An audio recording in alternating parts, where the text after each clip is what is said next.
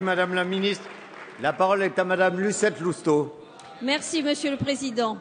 Mes chers collègues, ma question s'adresse à Madame la ministre de l'Enseignement supérieur et de la Recherche. Madame la ministre, notre majorité porte le souci de changer le quotidien des Français. Nous en sommes convaincus. Les grandes politiques publiques sont indispensables pour réussir le redressement, mais elles doivent également être complétées par des actions facilitant la vie quotidienne de nos concitoyens et de nos entreprises. Recentrez-vous. C'est tout l'objet du choc de simplification voulu par le président de la République, un choc qui va produire des effets dans de nombreuses sphères de la vie de nos concitoyens. À cet égard, la rénovation du système d'admission post-bac, annoncée la semaine dernière, est un acte concret et bienvenu qui va permettre à près de 700 000 jeunes chaque année de s'inscrire plus aisément dans les établissements d'enseignement supérieur. Pour des générations entières, l'orientation post-bac a été rendue pénible du fait de la complexité des procédures.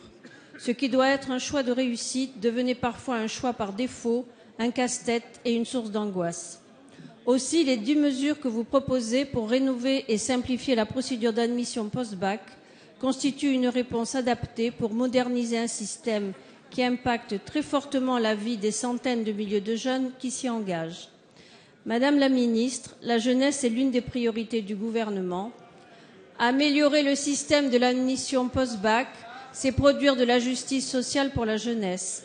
Cette exigence va permettre à chacun de mieux trouver sa place dans l'enseignement supérieur en refusant les stratégies d'évitement ou les recours à des acteurs extérieurs pas toujours bien intentionnés. Madame la ministre, pouvez-vous nous en dire plus sur la rénovation du système d'admission post-bac? Merci Madame. La parole est à Madame Geneviève Fioraso, ministre de l'Enseignement supérieur et de la Recherche. Merci Monsieur le Président.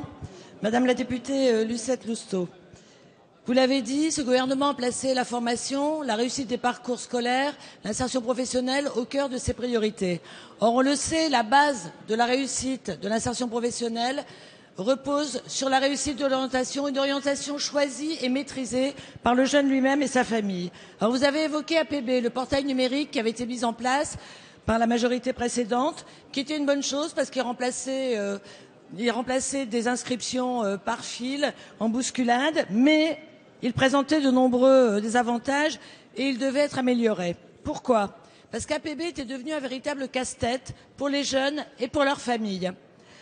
On ne peut pas s'orienter sur un seul clic, il faut être informé auparavant, il fallait donc anticiper l'information, mieux informer, simplifier l'offre. Notre offre de formation est très complexe. J'ai donc engagé une simplification drastique, car ni les employeurs, ni les jeunes, ni les familles ne s'y retrouvaient. Et des coachs privés étaient même disponibles pour les familles qui pouvaient se les offrir. Ce qui représente, on en convient, un scandale dans un service d'enseignement public. Dès cette année, les lycéens choisiront parmi 45 licences générales au lieu de 1800 licences générales précédemment. Dès 2015, les masters ne compteront plus que 240 intitulés au lieu de 5000 précédemment. Et les licences professionnelles, 240 au lieu de 2000.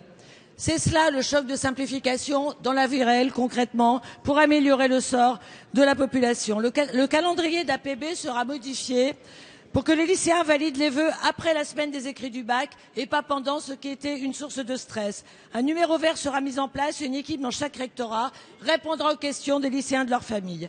Et puis nous limiterons l'orientation par défaut, anticiper l'information, simplifier l'offre, accompagner les démarches. Voilà comment nous allons mieux faire réussir les jeunes. Merci Madame la